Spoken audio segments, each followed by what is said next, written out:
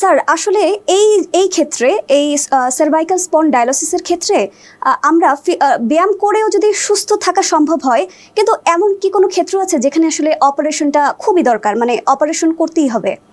হ্যাঁ, অনেক সময় থাকতে পারে। যেমন আমরা বলি হঠাৎ করে ঘাড়ে যদি কারো হুইপ্লাস ইনজুরি হয়, যেমন আমরা রোড ট্রাফিক অ্যাক্সিডেন্টে প্রায়ই ভুগে থাকি বাংলাদেশের প্রেক্ষাপটে। দেখা যায় যে আমরা হঠাৎ করে একটা অ্যাক্সিডেন্টের শিকার হলাম, স্পাইনাল কর্ড ইনজুরি হলো, এই ধরনের সমস্যায় সার্জারির প্রয়োজন পড়ে।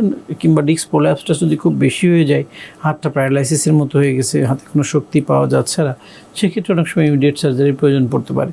কিন্তু নর্মালি ইউজুয়ালি 90 to 95% কেসেই সার্ভাইকাল স্পন্ডাইলোসিসে ফিজিওথেরাপি এবং ওষুধ এবং নিয়মকানুন মেনে চলা, এই কয়েকটা জিনিস সমন্বিতভাবে করলে সুস্থ হওয়া যায়। স্যার অনেকেই কিন্তু অপারেশনে আসলে ভয় পায়, তো এই ক্ষেত্রে এই অপারেশনটা কতটা ঝুঁকিপূর্ণ? হ্যাঁ, সার্ভাইকাল রিজনে অপারেশন আসলে অনেক ঝুঁকিপূর্ণ, কারণ এখানে সবচেয়ে যেটা গুরুত্বপূর্ণ সেটা হলো ভেগাস নামে একটা নার্ভ আছে, যেটার মাধ্যমে আমরা শ্বাস প্রশ্বাস নিই। তো সেই শ্বাস প্রশ্বাসের যে মাংসপেশিটা, সেটার শুরুটা আমাদের ঘাড় থেকে। যদি কোনো কারণে এই ঘাড়টা যদি প্রপারলি অপারেশনটা সাকসেসফুল না হয়, সেক্ষেত্রে অনেক সময় ব্রেথলেসনেস বা শ্বাসকষ্ট হয়ে রোগীরা মারা যেতে পারে, বা চার হাত পা প্যারালাইজড হয়ে যেতে পারে, কারণ ঘাড়ের অংশ থেকেই পুরো স্পাইনটা আমাদের হাত পায়ের দিকে ছড়িয়ে গেছে। সো দেখা যায় যে এটা খুবই একটা রিস্কি এরিয়া। এটা অবশ্যই একজন বিশেষজ্ঞ বা দক্ষ চিকিৎসকের অধীনে করতে হবে। তবে অনেক সময় যদি খুব মাইনর ইন্ডিকেশন থাকে বা মেজর যদি সমস্যাটা না হয়, সেক্ষেত্রে সার্জারি করা হয় না। কিন্তু যারা যদি একান্ত ইন্ডিকেশন থাকে, সেটা যদি প্রপার নিয়ম মেনে করা হয়, সেক্ষেত্রে অনেক সময় রোগীরা দীর্ঘমেয়াদী ভালো হয় বা অনেক ভালো থাকতে পারে। স্যার আমরা দেখতে দেখতে একদম অনুষ্ঠানের শেষ পর্যায়ে চলে এসেছি। যাওয়ার আগে শেষ প্রশ্ন, তো সাধারণ মানুষ আসলে এই রোগ প্রতিরোধে কি কি পদক্ষেপ নিতে পারে? এটাই সবচেয়ে গুরুত্বপূর্ণ। আসলে আমাদের উদ্দেশ্যও তাই, আমরা চাই যে মানুষ সচেতন হোক। আমরা যদি রোগটাকে প্রতিরোধ করতে পারি, তাহলে কেন আমরা অসুখে ভুগবো? সো এই জায়গাটায় একটা নেগলিজেন্সি আছে, আমরা সাধারণ মানুষ এটা মেনে চলতে চাই না। আমরা যখন রোগাক্রান্ত হই, তখনই যে চিকিৎসকের শরণাপন্ন হয়।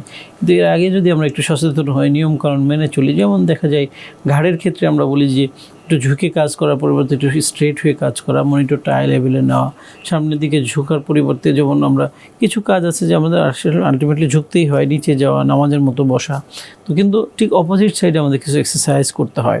সেটা যদি একজন নিকটস্থ ফিজিওথেরাপি বিশেষজ্ঞের পরামর্শ শিখে নেন, তাহলে এই রোগ থেকে প্রতিরোধ করা যাবে।